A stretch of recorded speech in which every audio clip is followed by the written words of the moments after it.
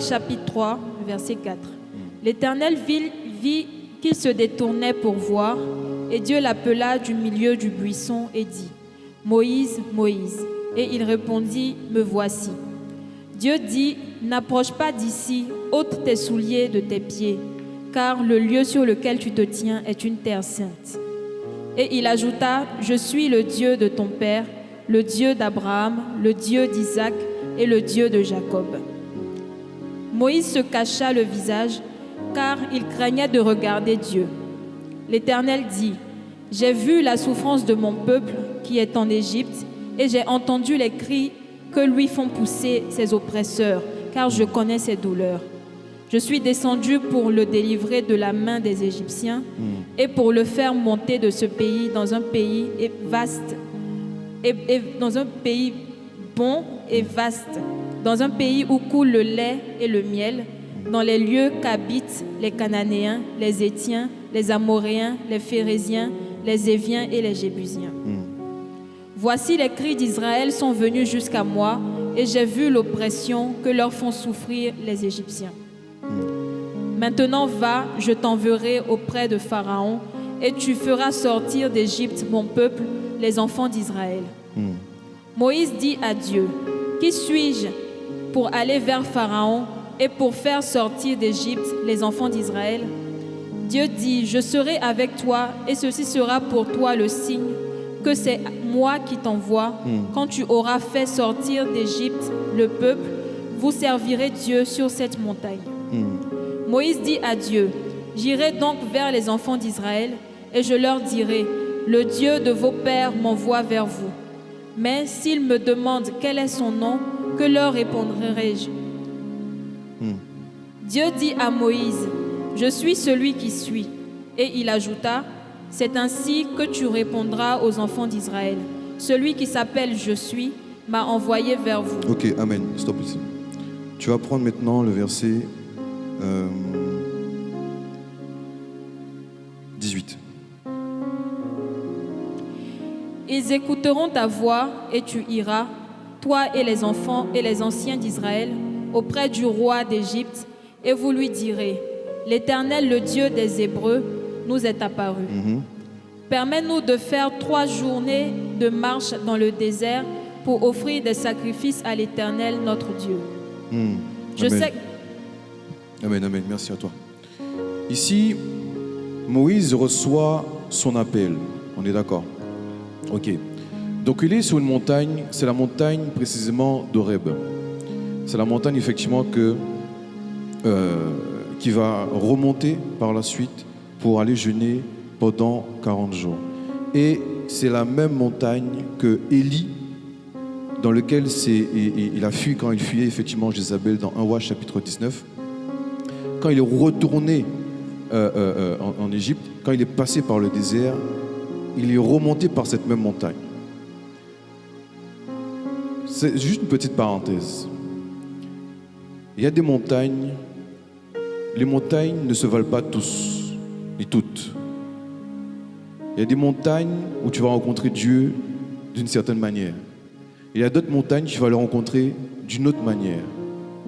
Ça, c'est l'objet d'une étude biblique. Je vais parler de ça après.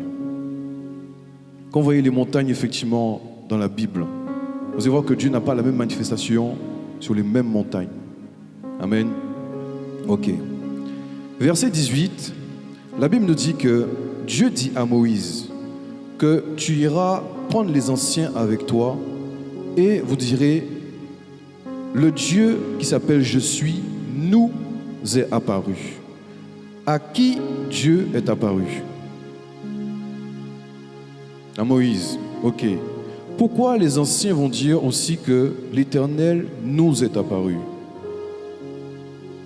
Vous savez, quand vous portez la parole de Dieu en vous, quand vous croisez Dieu, quand vous parlez de lui, Dieu se manifeste en vous. Et la personne, effectivement, qui est en face de vous, voit Dieu. Le fait, par exemple, que moi, je te parle aujourd'hui, je te prêche le message, tu ne fais pas d'effort. Parce que la révélation que j'ai eue, tu l'as. La révélation de Dieu que j'ai eue dans le secret, tu l'as.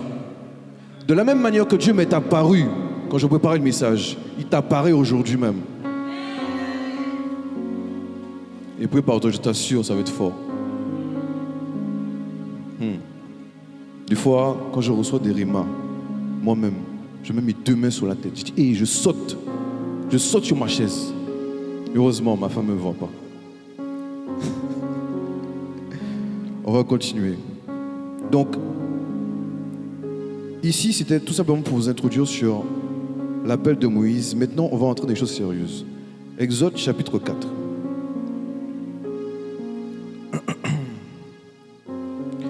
On va prendre Exode chapitre 4 à partir du verset...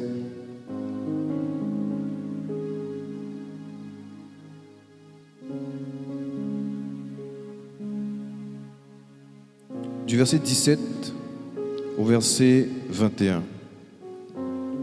Exode chapitre 4, verset 17. Prends dans ta main cette verge avec laquelle tu feras les signes. Moïse s'en alla et de retour auprès de Jéthro, son beau-père, il lui dit, « Laisse-moi, je te prie, aller rejoindre mes frères qui sont en Égypte, afin que je voie s'ils sont encore vivants. » Jéthro dit à Moïse, « Va en paix. » L'Éternel dit à Moïse en Madian, « Va, retourne en Égypte, car tous ceux qui en voulaient à ta vie sont morts. » Moïse prit sa femme et ses fils, les fit monter sur des ânes et retourna dans le pays d'Égypte. Il prit dans sa main la verge de Dieu. L'Éternel dit à Moïse, « En partant pour retourner en Égypte, vois tous les prodiges que je mets en ta main. Tu les feras devant Pharaon. Et moi, j'endurcirai son cœur, et il ne laissera point aller le peuple. Tu diras à Pharaon, ainsi parle l'Éternel, Israël est mon fils, mon premier-né. » Amen. Reste là. Maintenant, on voit effectivement que Dieu va parler de signes. Et on va voir effectivement ces 3 signes. On prend plutôt à partir du verset 2. L'Éternel lui dit. Verset 2. L'Éternel lui dit, « Qu'y a-t-il dans ta main ?» Il répondit, « Une verge. » L'Éternel dit, « Jette-la par terre. » Il la jeta par terre et elle devint un serpent. Moïse fuyait devant lui. L'Éternel dit à Moïse, « Étends ta main et saisis-le par la queue. » Il étendit la main et le saisit, et le serpent redevint une verge dans sa main. C'est là, dit l'Éternel, ce que tu feras afin qu'ils croient que l'Éternel, le Dieu de leur père, t'est apparu, le Dieu d'Abraham, le Dieu d'Isaac et le Dieu de Jacob. Amen. Reste là. Ici, Dieu demande à Moïse de saisir le serpent par la queue. À la base, Dieu avait un bâton. Et à la base, c'était un simple bâton de berger. On est d'accord, parce que Moïse était berger. Il va se promener, il va voir effectivement cette vision. Il va s'approcher dans la montagne, notamment du buisson ardent. Et Dieu va lui dire effectivement que « Qu'as-tu dans tes mains ?» Moïse va répondre « Une verge. » Retenez bien, une verge. Ok? Voilà. Ensuite, Dieu va lui dire « Jette ce bâton. » Le bâton va se transformer en serpent. Dieu va lui dire effectivement de saisir ce serpent par la queue. Moïse, tout le monde sait que saisir un serpent par la queue, le serpent peut se retourner contre toi et te mordre. Ok. Qu'est-ce que Dieu a voulu enseigner ici à Moïse? 1. Vaincre sa peur. Parce que Moïse, à plusieurs reprises, a refusé l'appel à cause de son bégaiement, à cause de ses faiblesses, je dirais. Or, Dieu ne regarde pas à ça. Amen. C'est pour ça que nous sommes tous ici. Dieu ne regarde pas à nos faiblesses. Amen. Dieu regarde à son esprit et à l'œuvre qu'il a accomplie à la croix. Amen. Ok. On continue. Le serpent symbolise la sagesse. Le serpent symbolise la connaissance. Donc quand tu vois des fois un serpent dans tes songes, dans tes visions, ce n'est pas forcément toujours Satan. Ce n'est pas forcément toujours un démon. Amen. Ok. Qu'est-ce que Dieu a voulu aussi apprendre ici encore à Moïse? Que la sagesse qui devait en fait tout simplement dominer sur la sagesse égyptienne. Parce que le serpent était le symbole et est le symbole de l'Égypte antique et l'Égypte mythique.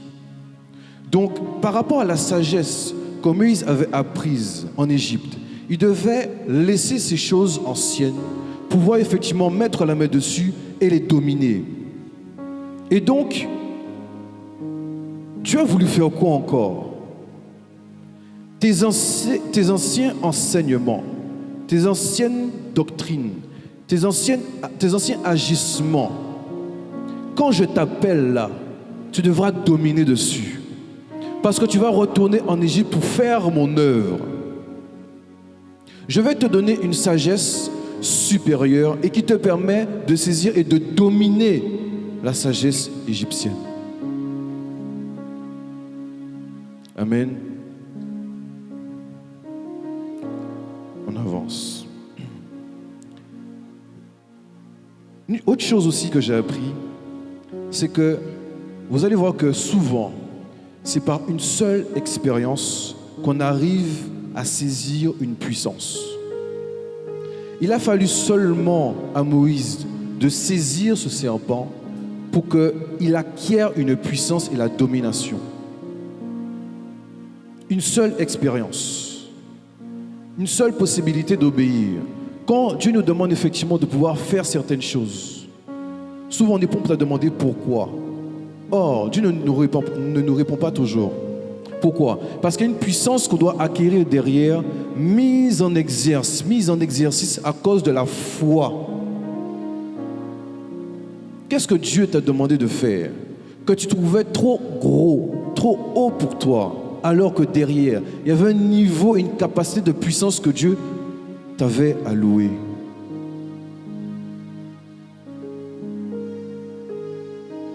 Amen. On avance.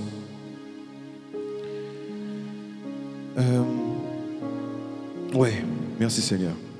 Donc on voit effectivement que ici, il y a la dimension donc, de la domination sur la peur, donc la dimension humaine, et aussi la dimension de la domination de la sagesse, qui est la dimension spirituelle.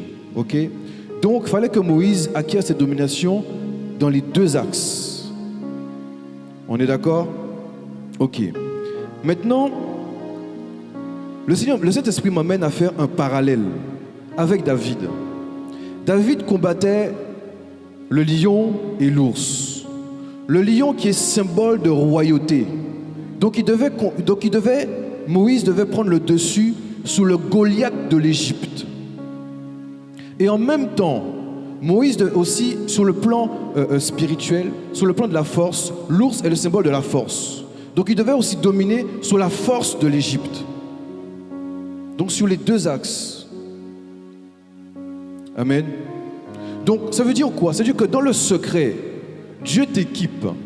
Dans le secret, Dieu te donne la capacité de vaincre, la capacité de dominer sur ta peur avant de répondre à l'appel, et aussi dans le monde spirituel, afin que tu n'aies point peur, ni que tu puisses adopter une attitude de Jonas, de fuite.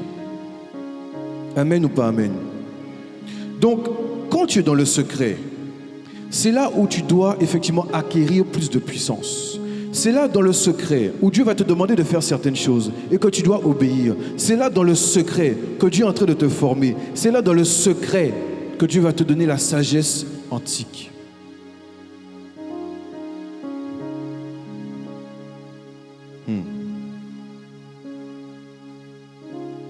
On va continuer.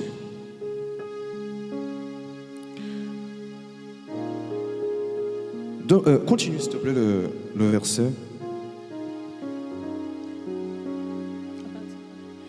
Verset 6. L'Éternel lui dit encore, « Mets ta main dans ton sein. » Il mit sa main dans son sein, puis il la retira. Et voici, sa main était couverte de lèpre, blanche comme la neige. L'Éternel dit, « Remets ta main dans ton sein. » Il remit sa main dans son sein, puis il la retira de son sein. Et voici, elle était redevenue comme sa chair. S'ils ne croient pas, dit l'Éternel, et n'écoutent pas la voix du premier signe, ils croiront à la voix du dernier signe. Amen. Reste là. Là, qu'est-ce qui se passe? Il se passe que Moïse met sa main dans son sein. En gros, il va mettre quoi? Son iode dans son sein. Quand il va sortir, Ça veut dire que quoi? Ça veut dire que Dieu regarde au cœur. On est d'accord. Donc il va voir que le cœur de son peuple, le cœur de Moïse est impur. Il va dire quoi? Moïse, remets ton iode à l'intérieur de toi. Quand il va sortir le deuxième, il va voir effectivement que sa main a été purifiée. Ça veut dire quoi?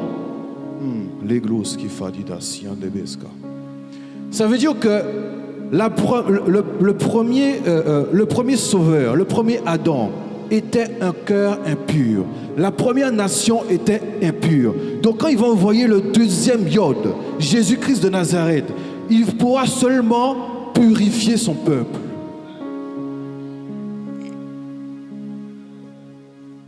Amen.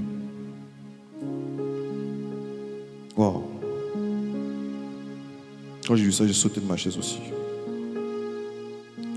Continue, ma sœur.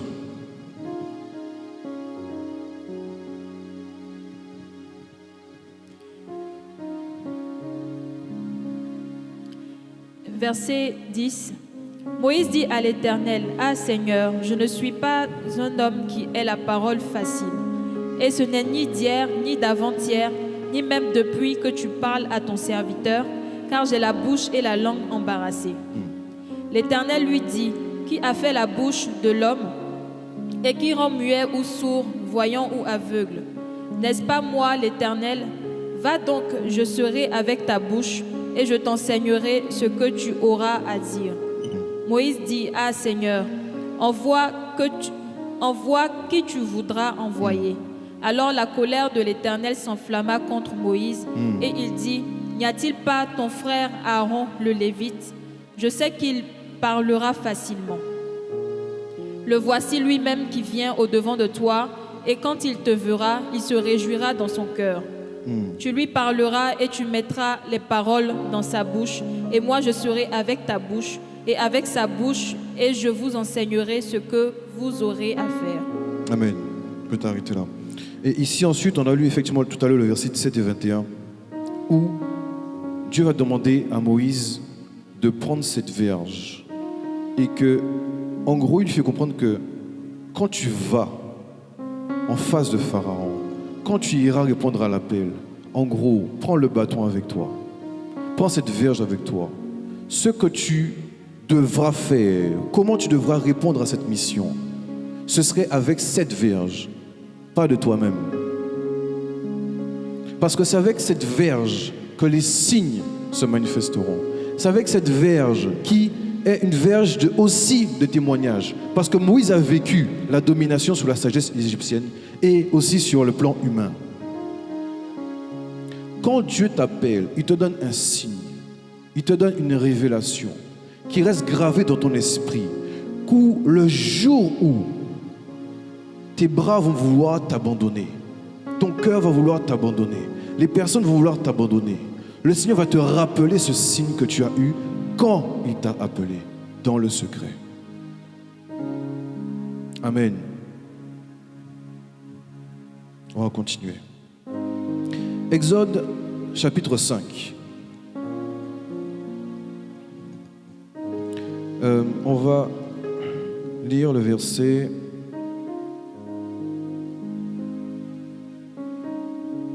3. Juste le verset 3. Voilà, vas-y. Exode 5, verset 3. Il dit, le Dieu des Hébreux nous est apparu. Permets-nous de faire 3 journées de marche dans le désert pour offrir des sacrifices à l'Éternel, afin qu'il ne nous frappe pas de la peste ou de l'épée. Amen. Maintenant, tu vas lire 22 à 23, s'il te plaît. Moïse retourna vers l'Éternel et dit, « Seigneur, pourquoi as-tu fait du mal à ce peuple? Pourquoi m'as-tu envoyé? Depuis que je suis allé vers Pharaon pour parler en ton nom, il fait du mal à ce peuple et tu n'as point délivré ton peuple. » Amen. Vous savez ce qui se passe ici, dans le chapitre 5? C'est à ce moment que Moïse, comme on dit en Côte d'Ivoire, va commencer à lire l'heure. Dieu l'appelle. Il fait exactement ce que Dieu lui demande de faire. Sauf que, en allant vers Pharaon, il rencontre un mur. Tu me dis, oh, mais c'est toi qui m'as appelé. J'ai la verge. J'ai vu les miracles. Mais comment se fait-il que Pharaon me résiste? Et en me résistant, il te résiste. En plus, pire, les souffrances du peuple ont augmenté. La charge du peuple a augmenté. Le peuple est encore plus blessé. Pire encore, il me refuse, il me rejette, il m'insulte. Je suis venu en ton nom, je les ai présentés ton nom. En plus avec les anciens. Petite parenthèse. Tout à l'heure. En plus avec les anciens. Mais comment se fait-il que ils me résistent? Comment se fait-il que ta parole ne s'accomplit pas comme tu me l'as dit? Dis avec moi, Moïse a lu l'heure. Oui, sache que tu as une expérience à avoir avec Dieu. Tu as à expérimenter également la souveraineté de Dieu. Quand Dieu a appelé, merci Seigneur, quand Dieu a appelé Moïse, a envoyé Moïse, Moïse n'était pas complètement prêt. Il fallait qu'il rencontre ce mur, afin que ce mur soit un témoignage pour les 10 autres murs. Je vous assure, Jésus c'est très sérieux. Jésus est très minutieux. Ouvrons nos yeux. Nous sommes dans une dispensation prophétique. Ton stylo tombe par terre maintenant. Pose-toi la question, pourquoi il est tombé par terre? Je vous assure, tout a un sens. Dieu ne fait rien pour rien comme ça. Je vous assure, si ta tête, ton front se cogne sur le mur, Seigneur, qu'est-ce que tu veux me dire? Ton pied bute sur quelque chose. Ah, Seigneur, qu'est-ce que tu veux m'enseigner? Il y a un message. Je vous assure. Et le message qu'il y a derrière, l'enseignement qu'il y a derrière n'est jamais anodin. C'est pour te préparer à la prochaine fois à ne pas laisser ton pied traîner n'importe où. Je vous assure, Dieu parle comme ça. Tu cherches comment Dieu te parle. Voilà, il parle comme ça aussi. Amen. On avance. Donc du coup, j'avais pris aussi la petite parenthèse par rapport aux anciens. Je me suis posé la question, mais Seigneur, pourquoi Moïse n'a pas été voir directement le peuple? Tu dis à Moïse de prendre les anciens et d'aller avec les anciens voir le peuple. Les anciens sont des influenceurs. Influenceurs gospel. Les anciens sont des influenceurs. Les anciens connaissent le peuple. Les anciens connaissent la loi. Les anciens connaissent le Dieu d'Abraham, d'Isaac et de Jacob. Les anciens ont en eux emmagasiné la loi de Dieu. Donc, avec cela, le peuple a confiance aux anciens. Le peuple remet leur vie aux anciens. Ce que vous dites, on va suivre. Parce que vous avez connu le Dieu d'Abraham, d'Isaac et de Jacob, vous connaissez les lois. Donc, on vous suit. Donc, même si Dieu parlait à Moïse et que Moïse parlait directement au peuple, le peuple n'aurait jamais cru. C'est un principe dans le royaume des cieux. Il fallait que la parole de Dieu suive un protocole pour accéder à l'acceptation du peuple et que le peuple rentre en marche. Oui, là aussi, dès là, il y a un protocole. 1, 2, la parole de Dieu, même si c'est la parole de Dieu, il y a un protocole. Toi qui fais les choses comme ça, olé, olé, oh, j'ai reçu cet esprit, donc je fais. T'es dans l'erreur. T'es dans l'erreur. Et wow, 404.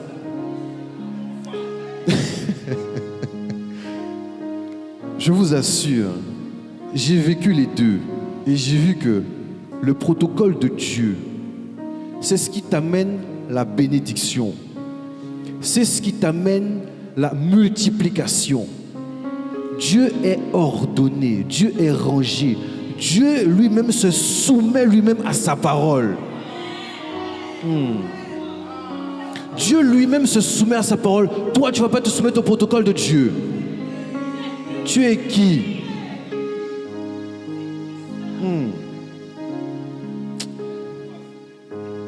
Saint-Esprit.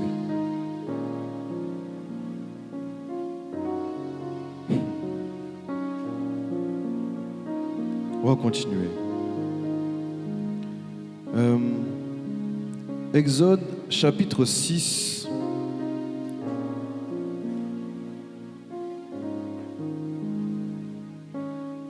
Le verset 30. Après, tu vas prendre Exode chapitre 7, le verset 1 pour la suite. Exode 6, verset 30. Et Moïse répondit en présence de l'Éternel: Voici, je n'ai pas la parole facile. Comment Pharaon m'écouterait-il? Vas-y, continue. 7.1. L'Éternel dit à Moïse: Vois, je te fais Dieu pour Pharaon, et Aaron ton frère sera ton prophète. Toi, tu diras tout ce que je t'ordonnerai, et Aaron ton frère parlera à Pharaon pour qu'il laisse aller les enfants d'Israël hors de son pays. Amen. Vas-y, continue. Et moi, j'endurcirai le cœur de Pharaon, et je multiplierai mes signes et mes miracles dans le pays d'Égypte. Pharaon ne vous écoutera point. Amen. Donc, là, concrètement et littéralement, maintenant, Dieu lui dit, je décide de dire, mais sache que Pharaon ne va pas t'écouter. Ensuite, on a déjà la révélation, quand Dieu fait effectivement Moïse et Elohim, il le fait Dieu sur Pharaon. Elohim, quelle est la définition d'Elohim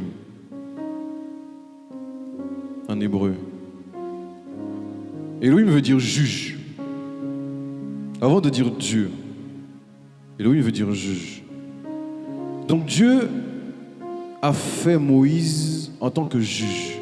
C'est-à-dire que Dieu lui a donné une partie de lui-même, le juge.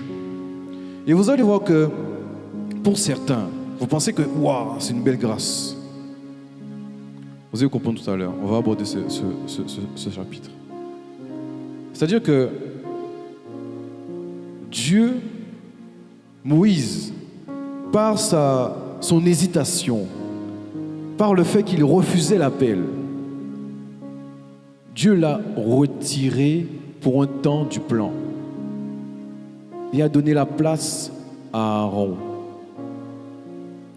Je m'arrête là. J'ai ouvert la parenthèse tout à l'heure.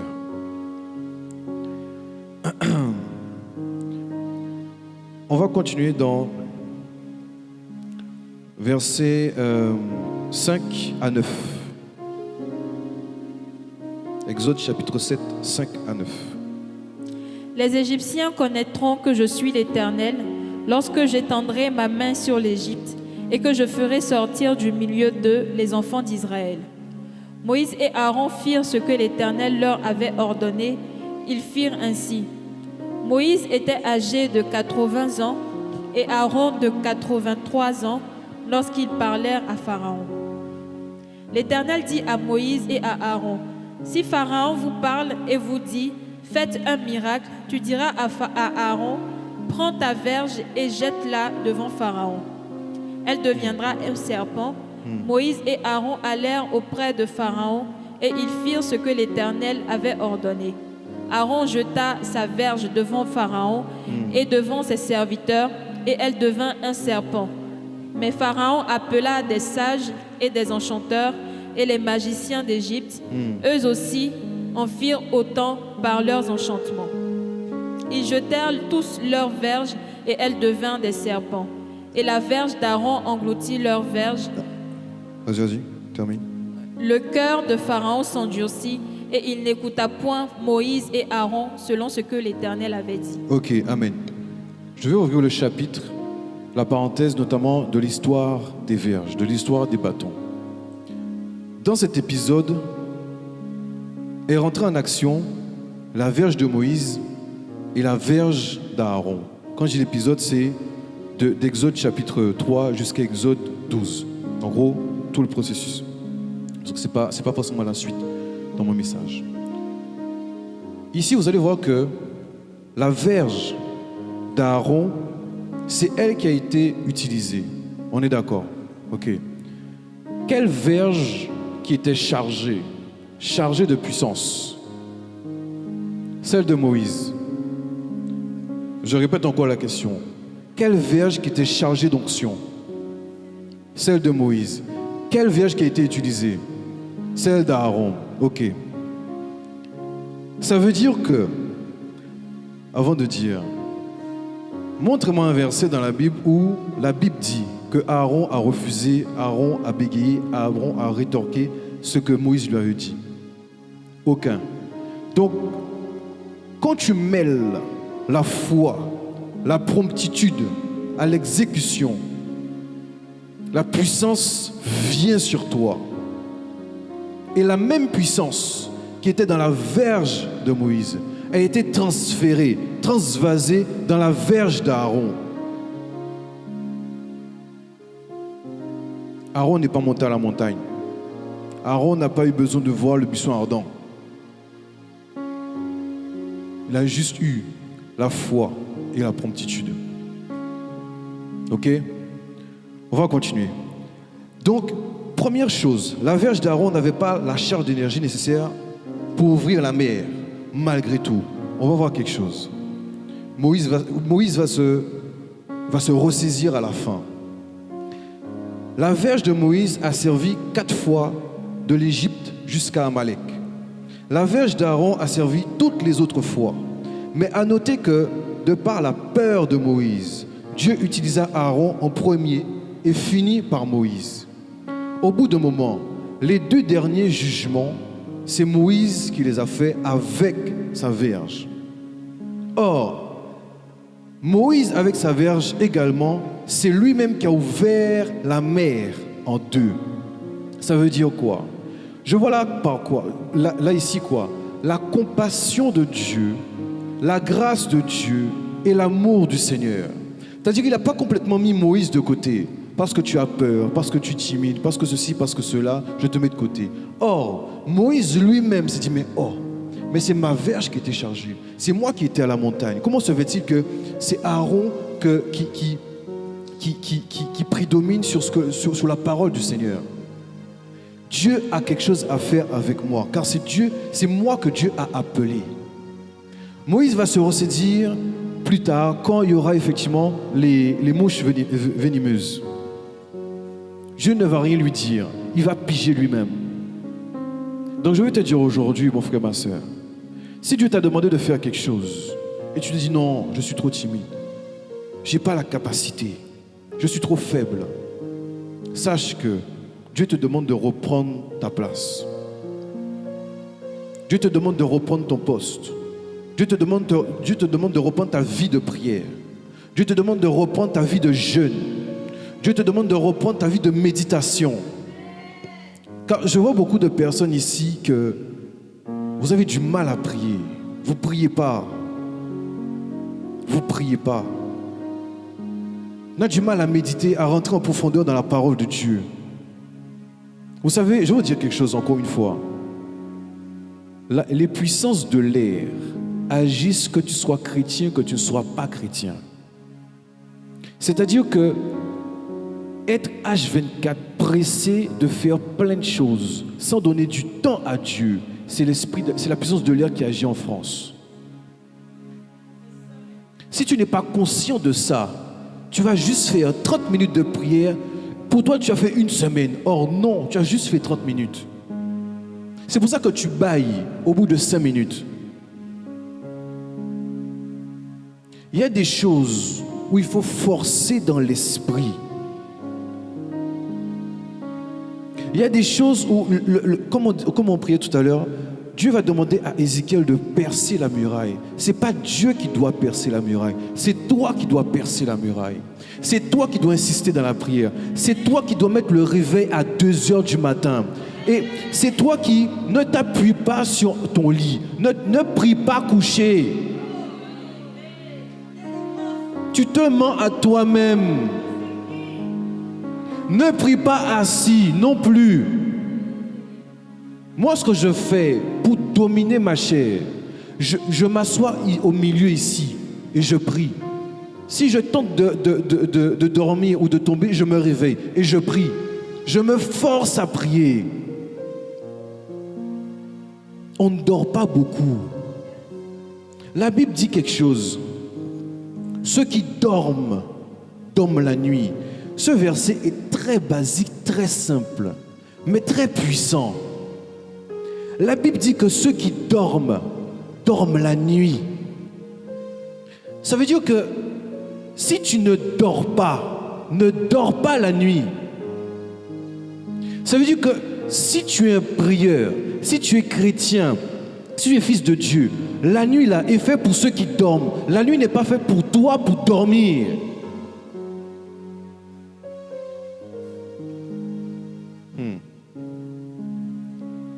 Vous allez devenir insomniaque. Déclare cela. Que tu dis amen ou pas, je déclare cela sur ta vie. Ce soir même, tu ne vas pas dormir.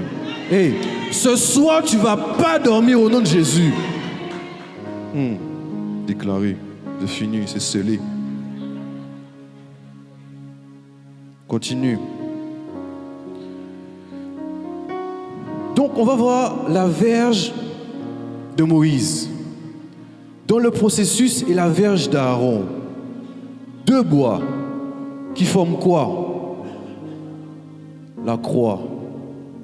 La croix était cachée ici. La croix est cachée ici. Pourquoi 2 bâtons? Pourquoi 2 verges? Pourquoi 2 bois? Symbole de la croix. Symbole du jugement et de la rédemption. Symbole du salut. Amen. On va continuer. Bon, ça c'était l'introduction. C'était l'introduction en plus. On va rentrer dans l'Égypte. L'Égypte antique et l'Égypte mythique. L'Égypte, j'ai découvert que l'Égypte est un monde spirituel.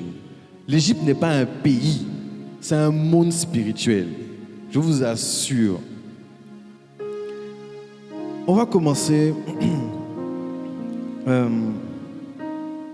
16 heures, ok, ça va, j'ai le temps. On a vu tout à l'heure que, on va prendre Exode chapitre 7. Toujours, bon, on l'a déjà lu quand même. Bon, on l'a déjà lu.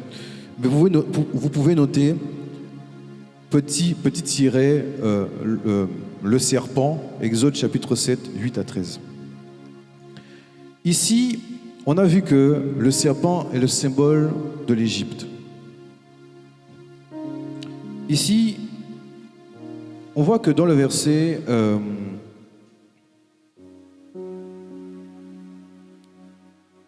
dans le chapitre verset 3, je pense.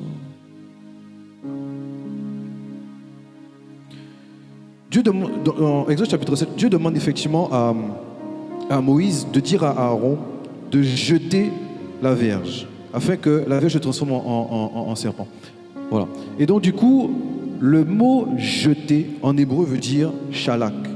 Il veut dire faire tomber, lancer, précipiter à terre. Et ici, on voit que c'est le symbole de la chute de l'Égypte. Je vais vous dire pourquoi. Mon frère Loïc, est-ce que tu peux me mettre la photo, l'image de la couronne blanche, s'il te plaît? Voilà. Ça, c'est la couronne égyptienne de Pharaon. Ça, c'est une de ces couronnes. Et je vais vous dire à quoi elle correspond. La couronne blanche est la couronne de la haute Égypte, depuis l'Égypte antique. Elle se nomme Edjet. Cette couronne a la forme d'un bonnet allongé se terminant par un renflement. On ne sait pas de quoi était faite cette couronne car on n'en a jamais retrouvé dans les sépulcres. ce qui tend à prouver qu'elle se passait de pharaon en pharaon, un peu comme nos couronnes royales. Elle est blanche car il y avait beaucoup de lys blanc en Haute-Égypte, symbole de pureté. Maintenant, mets la couronne rouge, s'il te plaît. Attends, reviens sur la couronne blanche, juste un moment. Vous allez voir que devant cette couronne, il y a un cobra. Ok? Notez bien. Hein? Mets la couronne rouge, s'il te plaît. Toujours pareil, le serpent. Ok? La couronne rouge. La couronne rouge est la couronne de la Basse-Égypte. Elle se nomme Décheret ou Décheret. Elle est constituée d'une forme de peau légèrement évasée, dont la partie postérieure remonte verticalement et dont la base donne naissance à une tige en spirale incurvée vers l'avant et qui se nomme le Kabet. Elle est rouge car la terre désertique de ce pays est rouge. Maintenant, mets-moi le symbole l'addition des deux couronnes. Voilà. Donc ici, c'est cette couronne que le pharaon portait. Il y avait le symbole de la Haute-Égypte, le symbole de la Basse-Égypte, et il y avait justement ces résultats. Donc en fait, avec cette couronne, ça voulait dire effectivement qu'il dominait tout l'Égypte. On est d'accord? Ok, on avance. On va avancer dans les coiffes. Je vous montre tout ça, pourquoi? Parce que vous allez comprendre pourquoi Dieu a attaqué en premier le serpent. Les coiffes, le némès, je ne sais pas si j'ai nommé ça comme ça. Hein. Une tête dorée.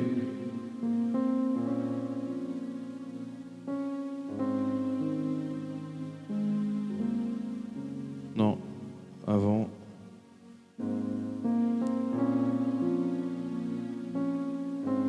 Ouais, celle-ci. Donc celle-ci, il y a le cobra devant, le cobra et le vautour. La couronne n'était pas seul attribut du pharaon pour des représentations religieuses ou des offres funéraires. Le pharaon portait le némès. Le némès est une coiffe en lin plissé, traditionnellement bleu, couleur du lys lazuli, et or, donc peut-être jaune pour le lin ou tissé de fils d'or, nul ne sait. Il est constitué d'une partie frontale épousant parfaitement le front du pharaon, des parties temporales où se forment les plis entre la partie frontale et les côtés, des parties latérales ou ailes qui descendent sur les épaules, de la partie arrière qui couvre toute la coiffure et se termine par une tresse. Maintenant, la coiffure guerrière. Celle que tu as mis avant, c'est le képrèche. Voilà. Donc ici, le pharaon a pour rôle de faire prospérer son pays et de maintenir la paix et de la protéger. Cependant, des invasions menaçantes, comme celle des Hittites, par exemple, l'obligent dans son rôle de protection à prendre les armes et à mener le combat. On trouve aussi sur certaines représentations une coiffe différente qui s'apparente à un bonnet. Ce bonnet est très ajusté sur la tête du pharaon, de couleur bleue et vraisemblablement lui aussi en cuir. Donc là, ici, le pharaon, quand il partait en guerre, avait cette coiffe. Et aussi encore devant, vous avez le cobra. Ok, on continue. La tef.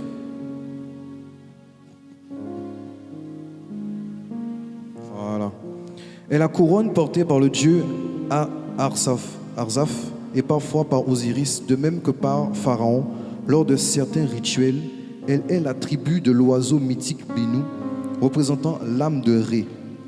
Elle est constituée d'une mitre centrale à rayures verticales colorées, surmontée par un disque et flanquée de 2 plumes d'autruche. Un disque solaire est à la base et au centre de la mitre, et s'ajoutent souvent 2 cornes horizontales de bélier. La prochaine, c'est la couronne de l'Hémem. Hémem, ouais, voilà, exact. Est l'une des couronnes rituelles de l'Égypte antique. Elle est formée de 3 couronnes à tef qui surmontent des cornes de bélier. Selon le contexte, la corne est le symbole solaire, créateur de vie ou lunaire. Cette couronne est habituellement portée par le dieu Mandoulis. C'est une couronne divine. Elle est rarement portée par le pharaon. Maintenant, que signifie effectivement le serpent? On voyait qu'il y avait le serpent partout, sur toutes les coiffes. Ok? Bon. Je me suis posé la question, mais pourquoi il y a ce symbole? Pourquoi le serpent? Et le Seigneur m'a amené à comprendre quelque chose. Que le serpent dans l'Égypte ne veut pas seulement dire la sagesse. Est-ce que tu peux mettre, s'il te plaît, le symbolisme of Uranus? Yes. Ici, dans l'Antiquité égyptienne, l'Uranus est le cobra femelle qui a pour fonction de protéger le pharaon contre ses ennemis. C'est également une puissante déesse, principalement incarnée par Wadjet, le cobra, la déesse Ouret et Kaou, serpent ou lion, la personnifie aussi. Ici, on voit que le serpent ici représentait la royauté, la divinité, l'autorité, la souveraineté, la suprématie et la protection du pharaon. Donc, là, ici, Dieu devait, en attaquant le serpent, il devait briser la protection de l'Égypte. En premier lieu, il devait cogner, affronter la divinité dominante sur l'Égypte. Et donc du coup, il devait faire quoi? Percer la muraille, percer effectivement les protections, percer l'Égypte, afin de pouvoir accéder justement au royaume de l'Égypte. Dieu est un Dieu stratège et il est tactique. Et donc, quand il demande à Moïse de jeter sa verge, donc notamment la verge d'Aaron, et que le serpent qui va sortir va bouffer les 3 autres serpents des magiciens, à ce moment-là, la muraille a été percée. À ce moment-là, la protection du pharaon a été brisée. Et donc, à ce moment-là, Dieu avait accès à tout l'Égypte. C'est-à-dire que, mon frère, ma soeur, quand tu pries, quand tu es en combat spirituel, tu vois un esprit, sache que des fois, ce n'est pas lui qui détient ta bénédiction. C'est-à-dire, souvent, les démons sont très tactiques. Le Padre Jacques avait prêché sur ça, où le propriétaire et le locataire. Le démon propriétaire et le démon locataire. Tu vois pas? C'est-à-dire qu'à un moment donné, tu vas chasser le locataire, mais c'est le propriétaire que tu dois chasser. Donc, in fine, Dieu, avant de justement taper Pharaon ou taper justement tous les autres artisans de Pharaon, il devait taper d'abord la divinité qui rayonnait et qui dominait l'Égypte.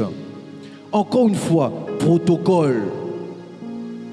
Il n'attaque pas Pharaon directement.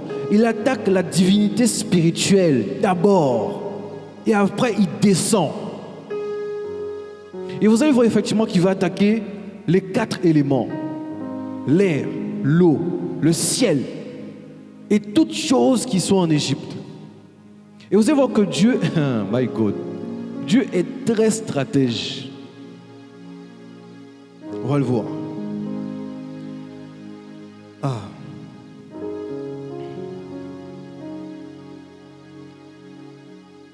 Exode 7, le verset 19 à 24, s'il te plaît. Exode 7, verset 19. L'Éternel dit à Moïse, dit à Aaron, prends ta verge et étends ta main sur les eaux des Égyptiens, sur les rivières, sur leurs ruisseaux, sur leurs étangs et sur tous leurs amasses d'eau. Elles deviendront du sang et il y aura du sang dans tout le pays d'Égypte, dans les vases de bois et dans les vases de pierre. Moïse et Aaron firent ce que l'Éternel avait ordonné. Aaron leva la verge et il frappa les eaux qui étaient dans le fleuve sous les yeux de Pharaon et sous les yeux de ses serviteurs, et toutes les eaux du fleuve furent changées en sang. Les poissons qui étaient dans le fleuve périrent, le fleuve se corrompit, les Égyptiens ne pouvaient plus boire l'eau du fleuve, et il y eut du sang dans tout le pays d'Égypte. Mais les Égyptiens d'Égypte en firent autant par leurs enchantements. Le cœur de Pharaon s'endurcit et il n'écouta point Moïse et Aaron selon ce que l'Éternel avait dit. Pharaon s'en retourna et alla dans sa maison et il ne prit pas même à cœur ces choses. Tous les Égyptiens creusèrent aux environs du fleuve pour trouver de l'eau à boire, car ils ne pouvaient boire de l'eau du fleuve. Amen, amen, amen. Donc vous allez voir que Dieu va frapper les eaux. Ok?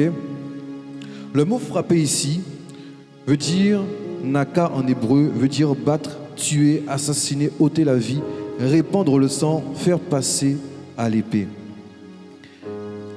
Vous allez voir effectivement ici que Dieu, après s'être attaqué à l'Uérérus, le serpent, le cobra, il va s'attaquer au Nil. Le Nil ici était et est toujours une divinité, adorée par les Égyptiens, car, vous allez voir, est-ce que tu peux me mettre s'il te plaît l'image de Sobek?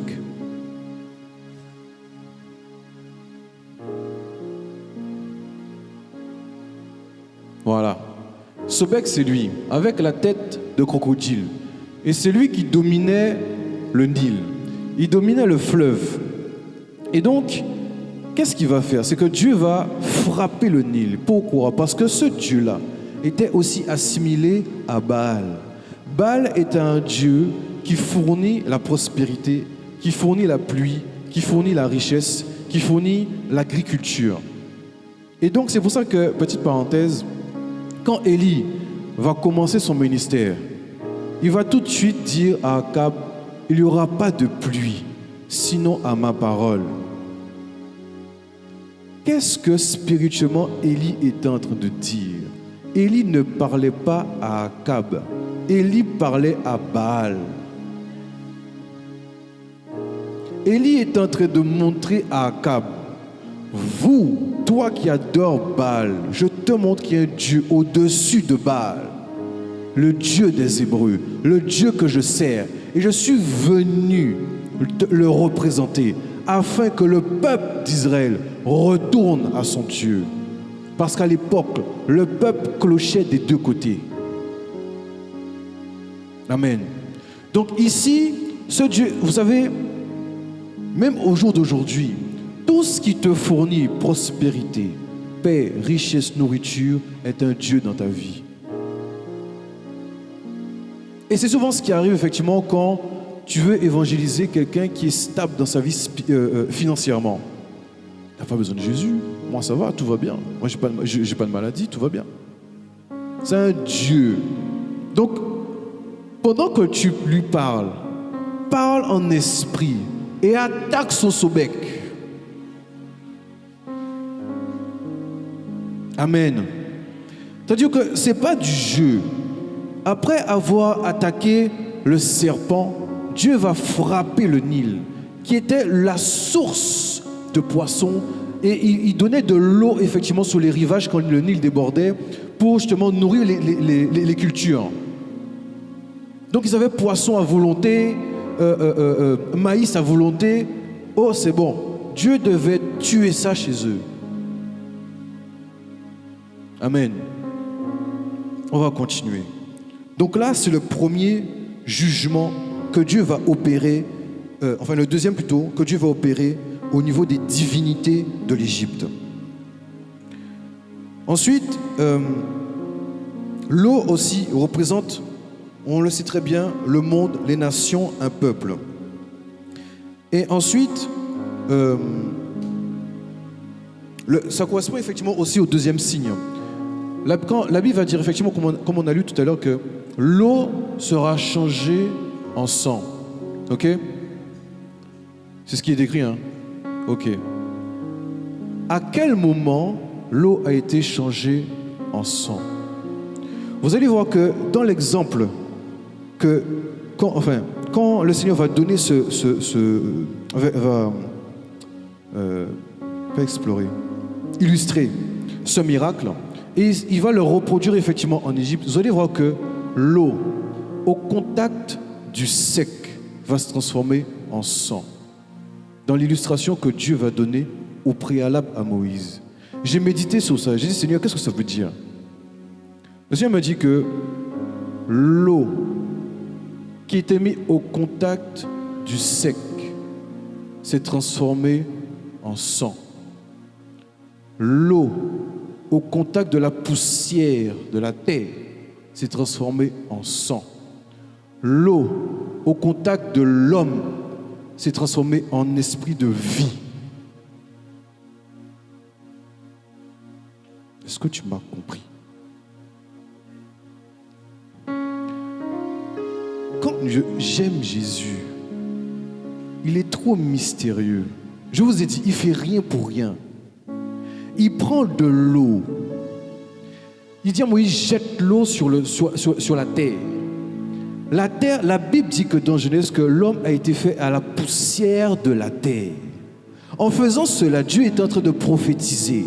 C'est-à-dire qu'il prendra de l'eau, jettera dans l'homme et deviendra une âme vivante. Donc aura la vie en lui. Amen. Donc il fallait qu'il tue ce Dieu. Il fallait qu'il tue ce Dieu de prospérité, ce Dieu qui fournit du poisson et autres, afin que le peuple même comprenne, accepte la vraie vie, la vraie source de prospérité, la vraie source de salut. Amen. On va continuer. Exode chapitre 8, le verset 1 et 3. L'Éternel dit à Moïse, dis à Aaron, étends ta main avec ta verge sur les rivières, sur les ruisseaux et sur les étangs, et fais monter les grenouilles sur le pays d'Égypte. Aaron étendit sa main sur les eaux d'Égypte, et les grenouilles montèrent et couvrirent le pays d'Égypte. Mais les magiciens en firent autant par leurs enchantements. Ils firent monter les grenouilles sur le pays d'Égypte. Pharaon appela Moïse et Aaron et dit, priez l'Éternel afin qu'il éloigne les grenouilles de moi et de mon peuple, et je laisserai aller le peuple pour qu'il offre des sacrifices à l'Éternel. Amen. Merci à toi. Est-ce que tu veux mettre, s'il te plaît, Équette, s'il te plaît?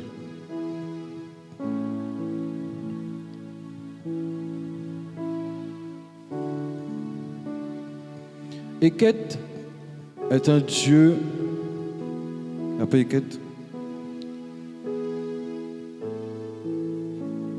Non. C'est pas grave. Je ne sais pas si je l'ai mis, si je ne l'ai pas mis. Ok. Équette est un Dieu, est une divinité avec une tête de grenouille.